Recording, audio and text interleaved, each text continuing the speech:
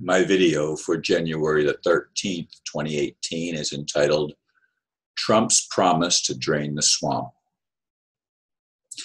Let's get it straight right off. All politicians are working in a very corrupt and dishonorable system. Those who have been sitting at the top of the pyramid have long held to a game plan in which they could act above the law and beyond justice.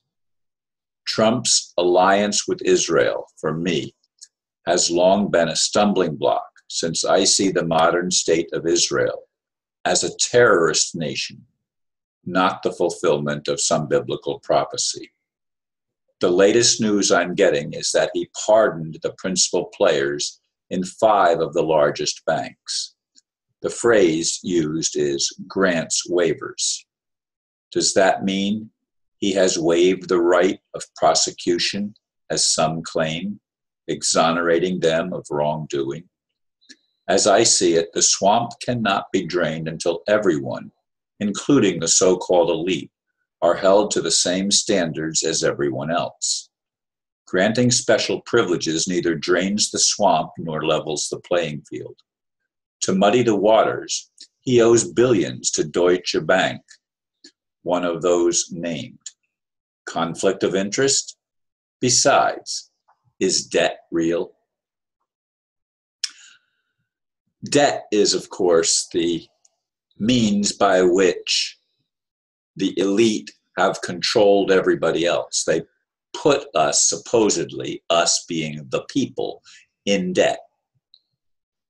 But as I've said many, many times, all value is in us. It's not in money. That's the scam. The scam is money. The whole financial system is built on, what do you call it? Something that can fall down so easily. But it's been held up for so long that we don't think it can fall down easily. But it must fall. It must collapse. It must give way to truth, because it is built, as I said, on fraud, on deception. All wealth is in the creativity and the labor of the people. That's wealth. It's not in some created means of exchange, even if it's gold and silver. But in any case, Trump is in a place that he's dealing in a system that has been so infiltrated by the worst level of humanity, if they are humans at all. And it has been going on for a very long time. At least in the current phase, it's been going on since the, 18th century, the 1700s, when the House of Rothschild seemed to manipulate things to their advantage. We need to have a mass awakening. We discussed that last night as we watched a Carl Jung film, and Carl Jung believed when he died, which was 1957, if I'm not mistaken, somewhere around there, 57, 59. He believed that we had 50 years.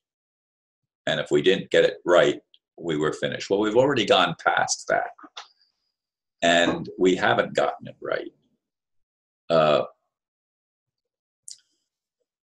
And will we ever get it right without a total restructuring of, quote, the system and of human society?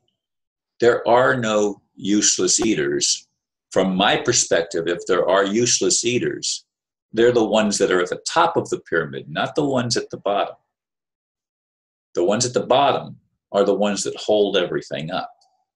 The ones at the top only impose their will on everyone else, which, of course, is never freedom, it's tyranny.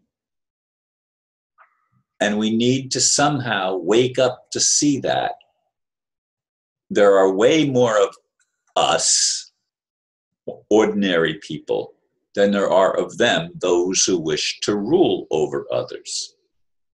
When is it going to be inverted so that the people actually have the voice and actually are able to be enriched and empowered to the point where we can create together, where we can stop fighting each other over money, and stop fighting each other over religion, and stop fighting each other over all of the things that have been used to separate us and draw lines of demarcation between us that are, in fact, prisons of the mind, and worse, prisons of the soul, so that we are incapable of loving one another.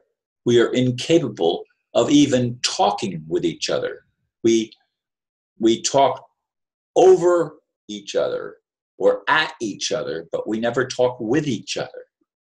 When are we going to be able to sit down and work on a level playing field where we are all enriched and we are all empowered to be, just simply to be?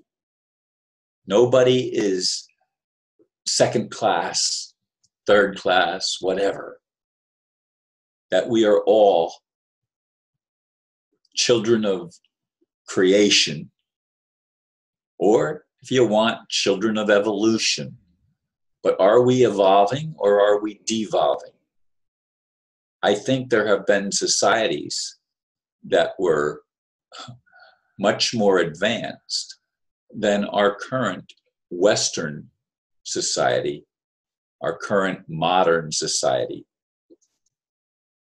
A lot of those were considered primitive, but they were able to get along much better than we are able to. Of course, in many cases, they were tribal societies that really didn't have a lot of interaction outside of the tribe.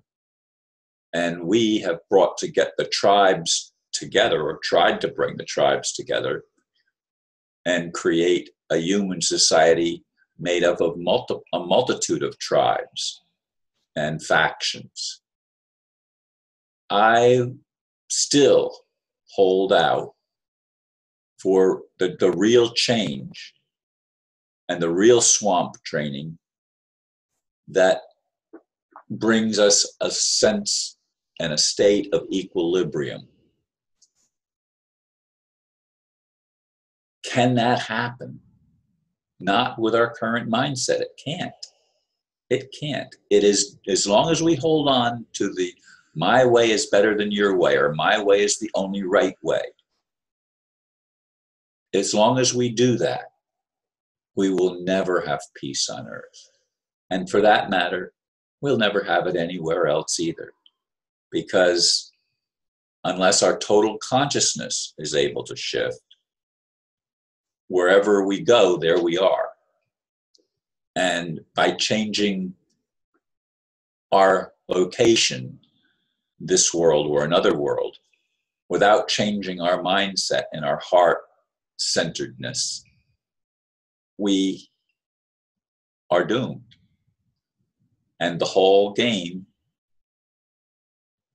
is a mistake, a failure. That's why I cry out to God. I don't look for Trump to be able to do what he promised to do and what many believed he was going to do. Even if he meant that and had good intentions, the ability to achieve it is monumental, and very much the odds are very much against it happening because of the entrenchment of those in power and those who have manipulated the system to their advantage and to the disadvantage of pretty much everyone else. Anyway, thanks for continuing to listen, and namaste.